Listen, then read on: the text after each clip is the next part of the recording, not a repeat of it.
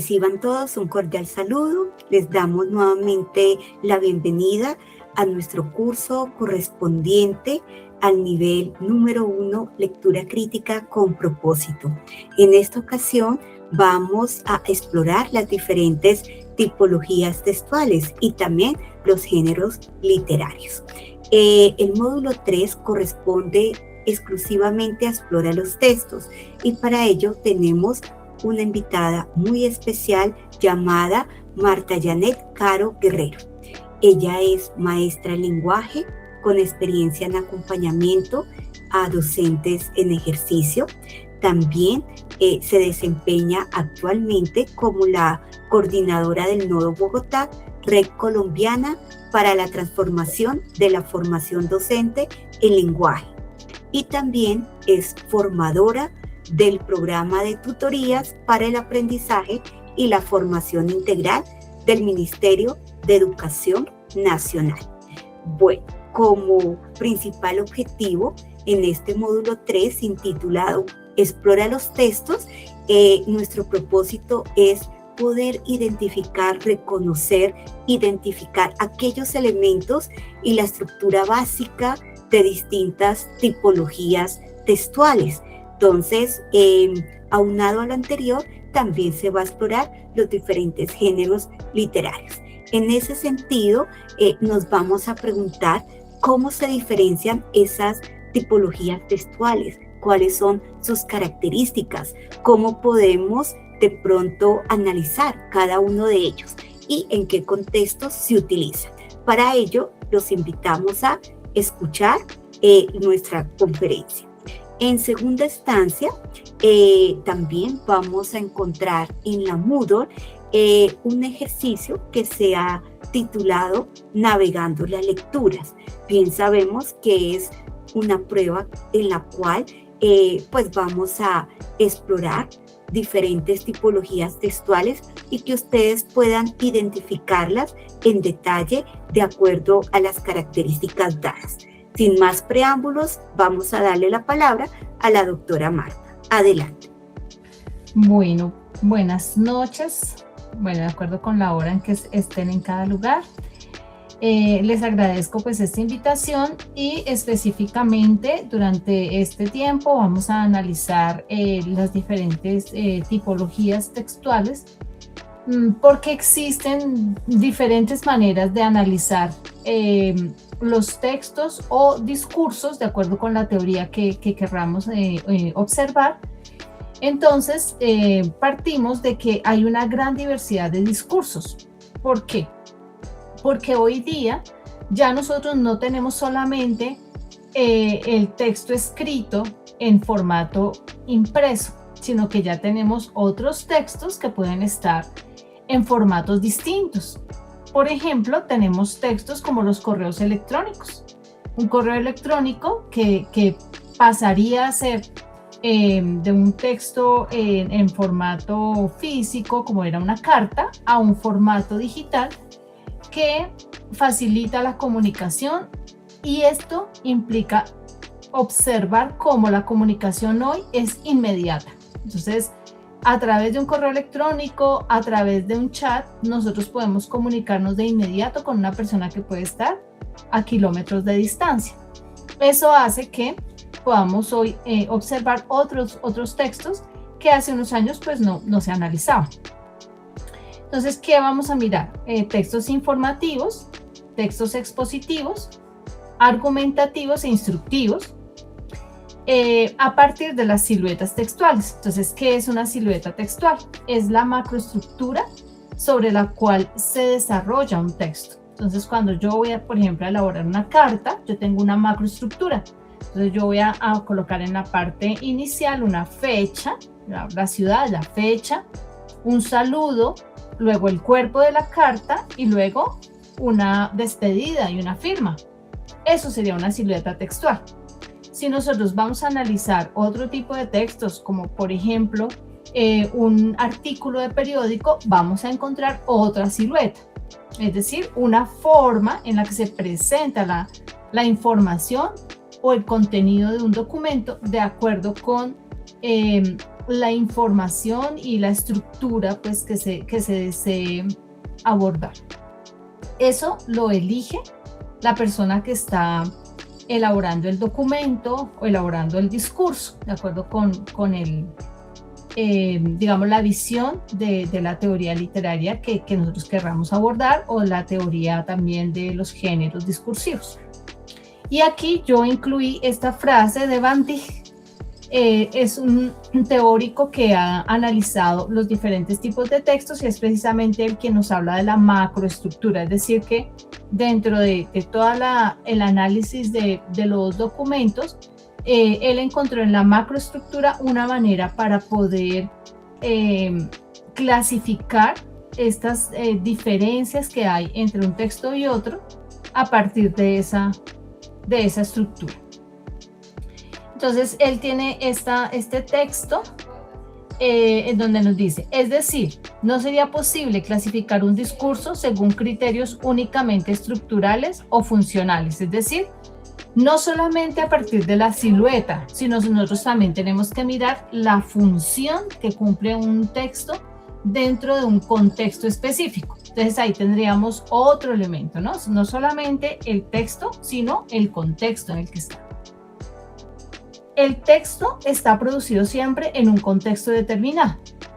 Por ejemplo, nosotros podemos encontrar los manuales de instrucciones que escribió Julio Cortázar.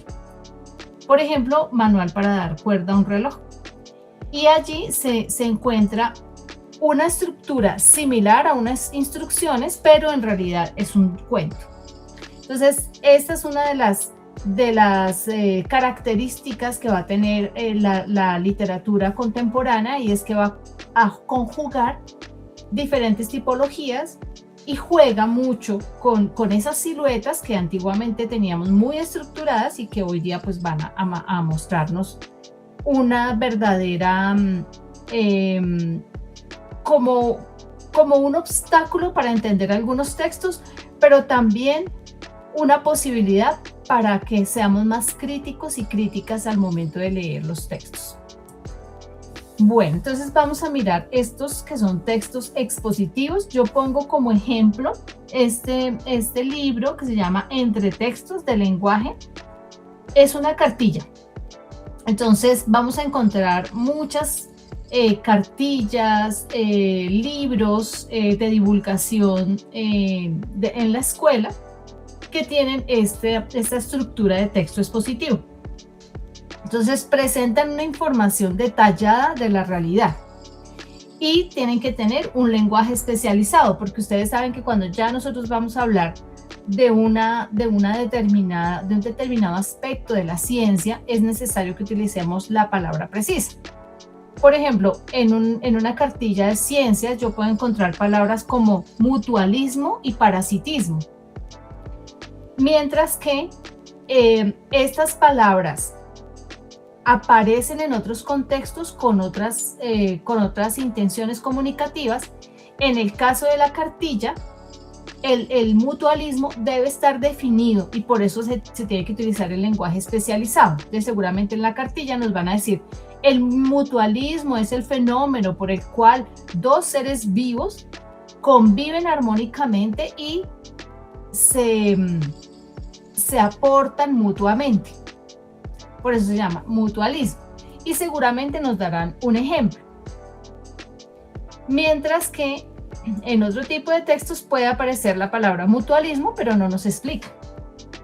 En el texto expositivo es fundamental que esté muy claro todos los términos, y por eso este tipo de textos tiene un glosario. En el glosario ya puedo ir a mirar qué aspectos necesito abordar.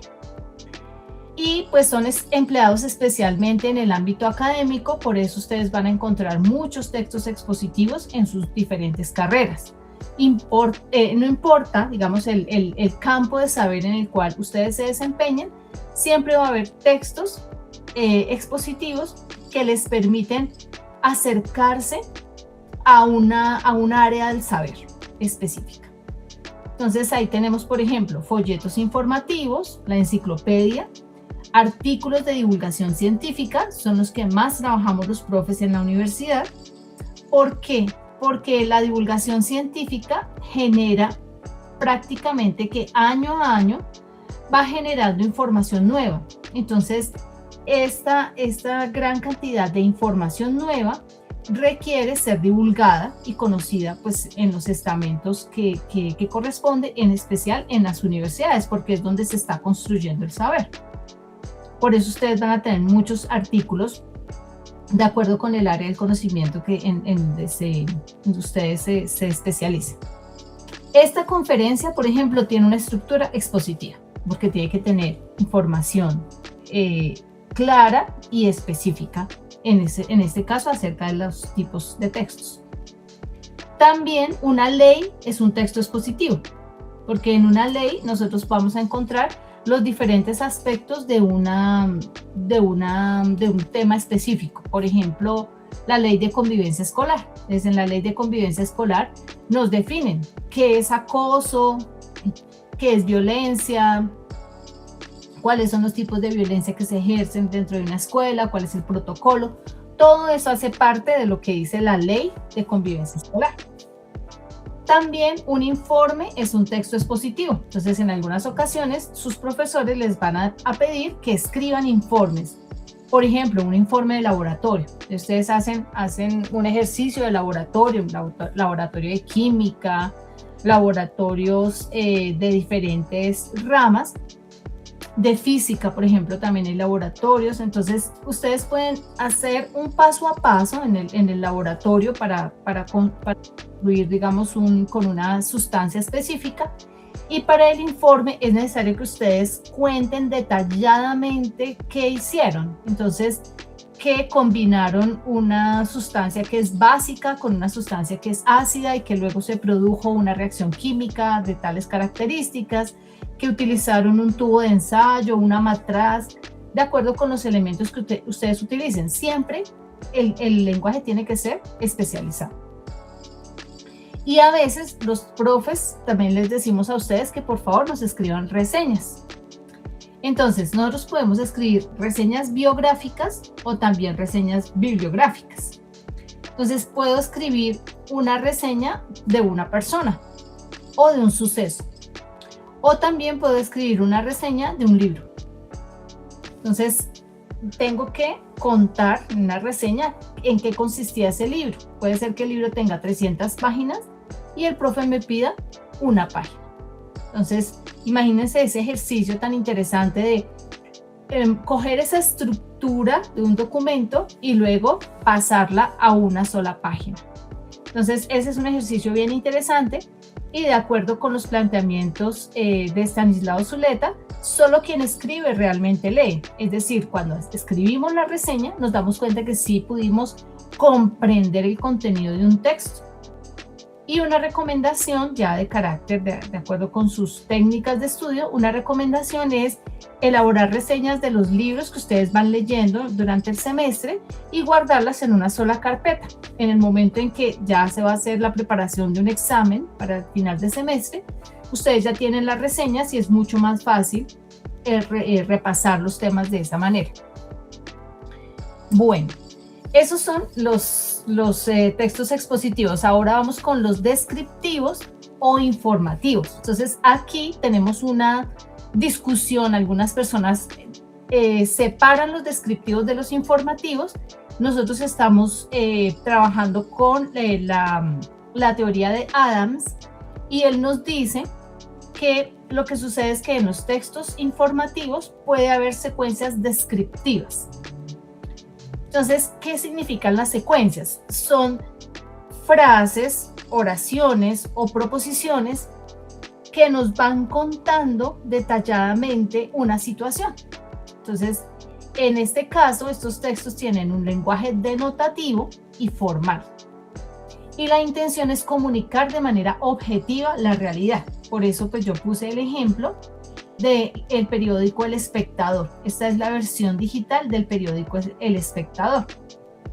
¿Por qué? Porque los textos descriptivos o informativos tienen la estructura de la noticia. Entonces, ¿qué tiene que tener una noticia? ¿Qué pasó? ¿Dónde? ¿Cuándo? ¿Quién? Y en lo posible, ¿por qué? Entonces, esas preguntas nos permiten construir una noticia. Entonces, cuando nosotros miramos ahí la noticia que aparece en la primera parte, dice, línea 2 del metro de Bogotá quedó desierta. Alcaldía abrirá licitación internacional.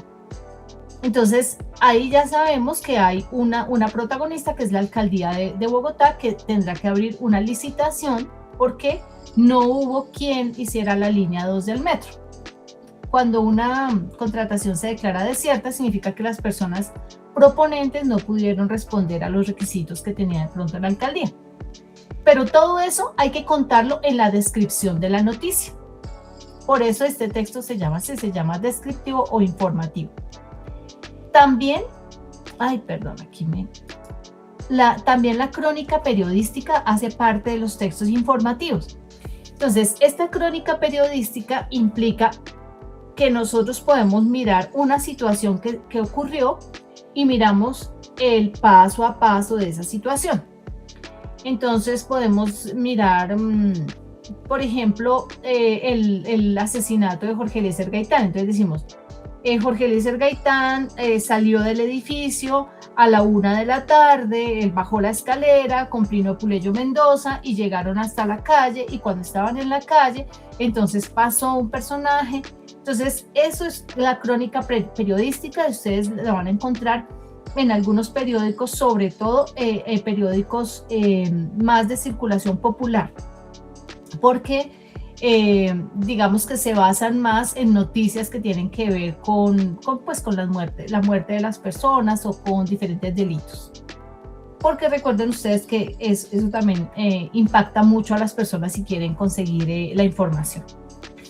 También el cartel informativo. Entonces, por ejemplo, durante el tiempo en que estuvimos confinados, nosotros podíamos mirar en los sitios públicos un cartel informativo en donde nos contaban acerca de las restricciones que había. Entonces, por favor, use tapabocas, lávese las manos, por favor, evite el contacto con otras personas. Esos son carteles informativos. O cuando nos decían, en este establecimiento educativo, en este establecimiento de comercio, usted solamente puede venir los días jueves. Entonces, esos son carteles informativos. El boletín. Entonces, el boletín también es una información, ¿no? Una información que generalmente es sobre un periodo de tiempo. Y una guía de viaje. Entonces, en la guía de viaje también encontramos información importante que nos permite a nosotros, por ejemplo, movernos en una ciudad. Entonces, una guía de viaje, por ejemplo, me puede decir, mire, los sitios más representativos de esta ciudad son estos, usted puede llegar de este lugar a este lugar a través de la línea del metro, o puede caminar desde este lugar al otro, o usted puede tomar un servicio de transporte diferente. Entonces, de acuerdo con lo que tiene cada lugar. Entonces, esos son los textos informativos. Y creo que los más interesantes, no sé si estarán de acuerdo el profe Fabio y la profe Marisela, son los textos argumentativos. ¿Por qué? Porque el texto argumentativo emplea un lenguaje formal, permite comprender el punto de vista de una persona para persuadir al lector o lectora. Entonces, el texto argumentativo generalmente persuade, ¿sí? Permite que la persona pueda modificar, pues digamos, su manera de hacer pues digamos, de llevar una conducta o de pensar acerca de una situación. Entonces, por eso, en los textos argumentativos está el discurso político.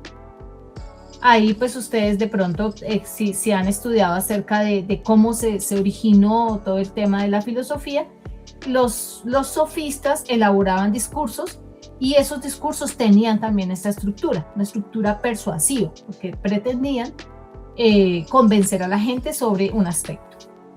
También está el panfleto político, es cuando se da en un escrito una declaración de un partido específico, de un movimiento específico, para que la gente vote por ellos, por ellas. Un artículo de opinión también. Entonces, tenemos muchos buenos articulistas en nuestro país. Ahorita, por ejemplo, Tenemos una articulista que es Piedad Bonet, ella escribe también para El País de España, si quieren mirar estos artículos que ella escribe. Tenemos articulistas de diferentes periódicos, pues por ejemplo El Espectador o del Tiempo, que también nos presentan información interesante. Juan Gabriel Vázquez, por ejemplo, también escribe para el periódico El País, y ustedes pueden buscar esa información de lo que ellos escriben para tener una mirada acerca de cómo piensan estos escritores y escritoras. También la editorial del periódico. Entonces, en un periódico, la editorial va a mostrar cuál es la postura de este grupo editorial sobre una situación. Entonces, de pronto, para un periódico se puede hablar de una situación conflictiva en un país, y para otro periódico se puede hablar de una situación más local. Eso depende de lo que el editorialista quiera mostrar. Y una muy interesante que son las campañas de promoción y prevención en salud.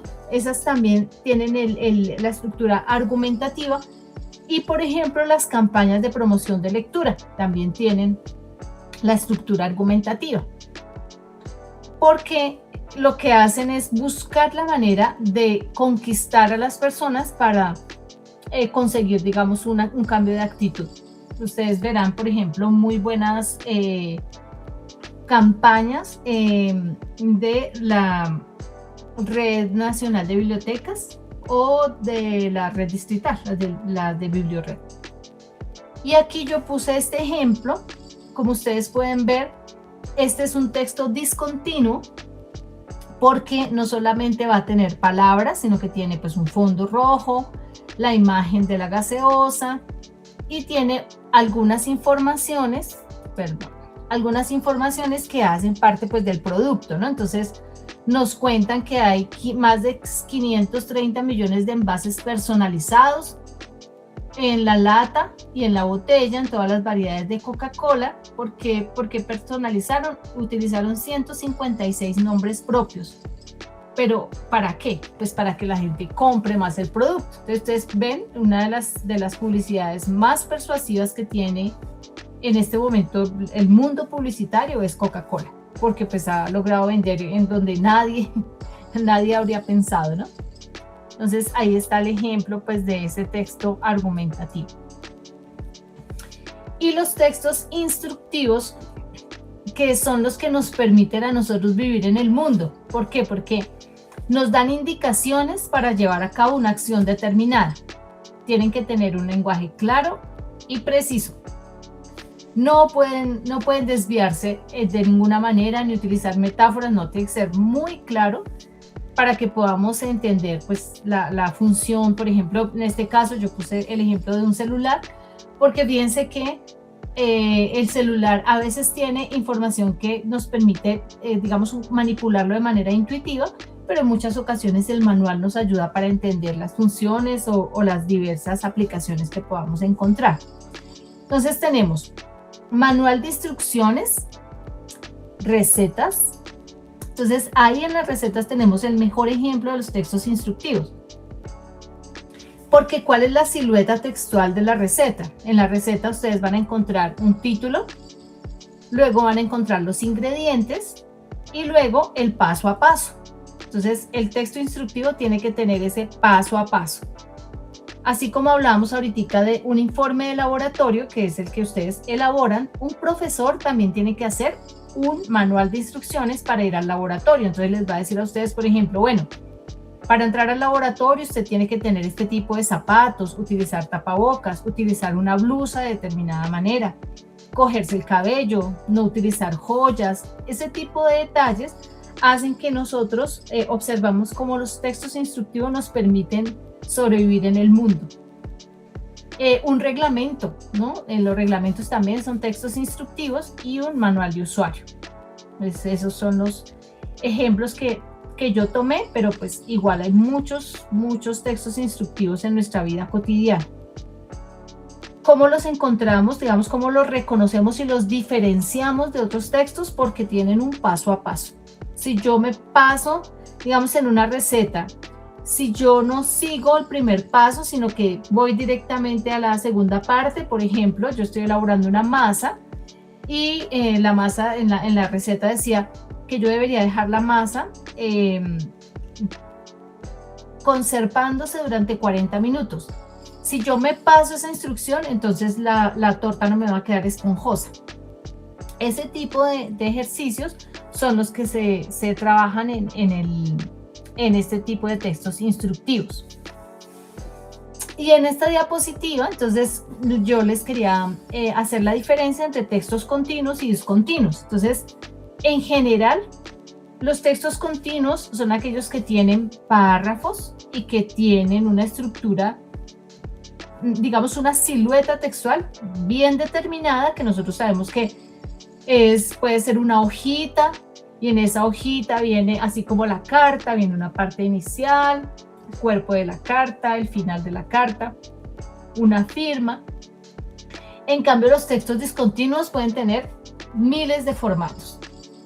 Entonces, por ese hecho de que tengan tantos formatos, nosotros como lectores y lectoras tenemos que tener la mente abierta para poder entender este tipo de textos. Por ejemplo, un video. Ya no es el video que antes conocíamos, que es una acción tras otra y llega a una conclusión. No, puede ser que el cineasta nos presente un video en el cual nosotros tenemos que construir la historia. ¿Sí? Nos pueden presentar imágenes desordenadas y nosotros tenemos que construir la historia.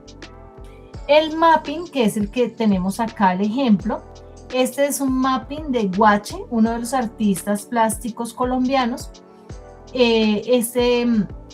Lo desarrolló para el lanzamiento del Centro Nacional de las Artes de Delia Zapata Olivella. Entonces el mapping ya muestra diferentes técnicas de dibujo, porque Guache es dibujante, pero estas técnicas de dibujo amplificadas a través de los equipos electrónicos para que las personas puedan verlas en los muros de los diferentes edificios. Entonces, claro, esta lectura ya nos reta más, porque ya no tenemos palabras, tenemos que leer imágenes y generalmente se pone de fondo una música. También tenemos la performance.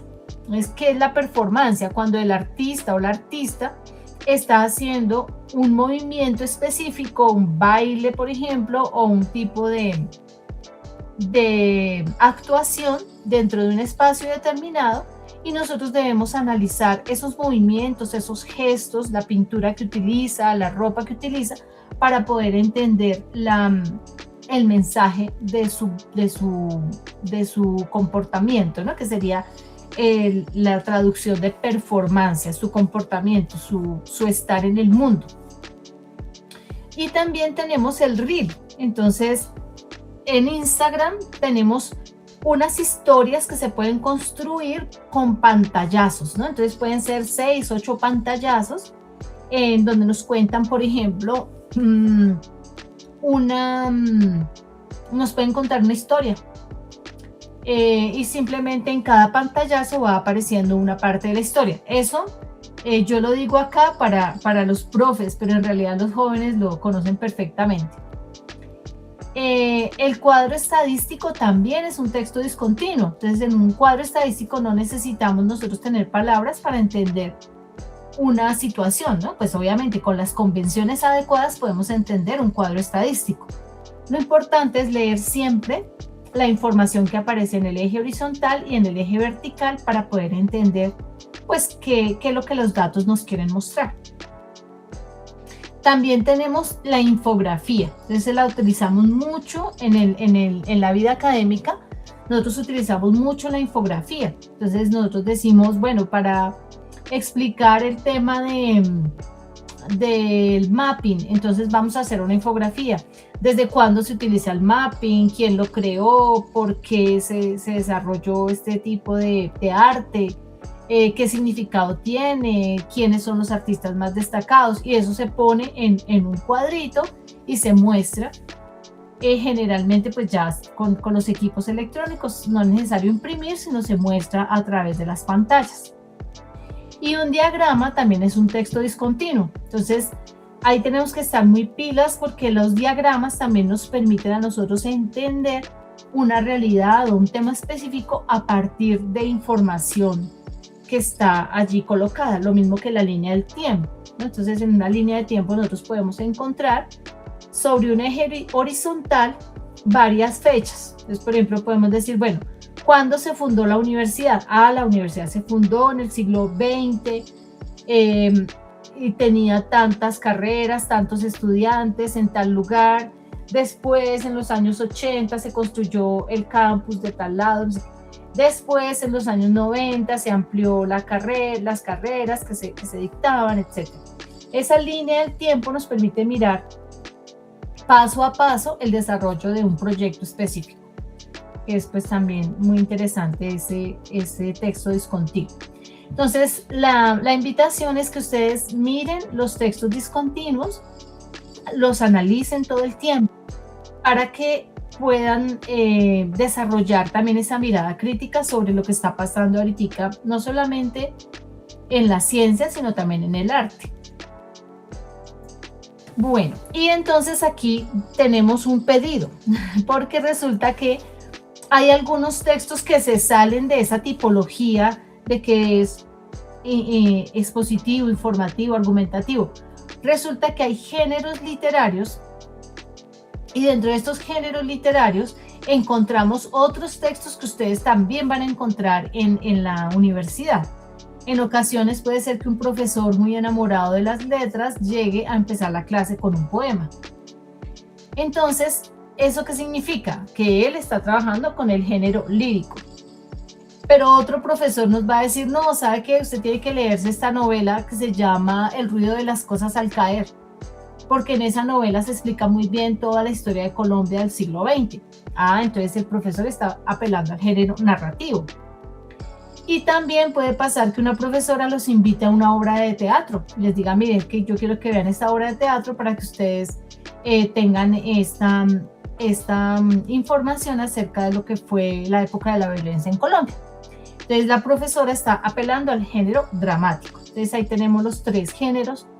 Eso depende, digamos que el género depende pues de todo el estilo del autor o autora y también de la particular carrera creativa que tenga, que cada quien pues tiene una carrera creativa diferente.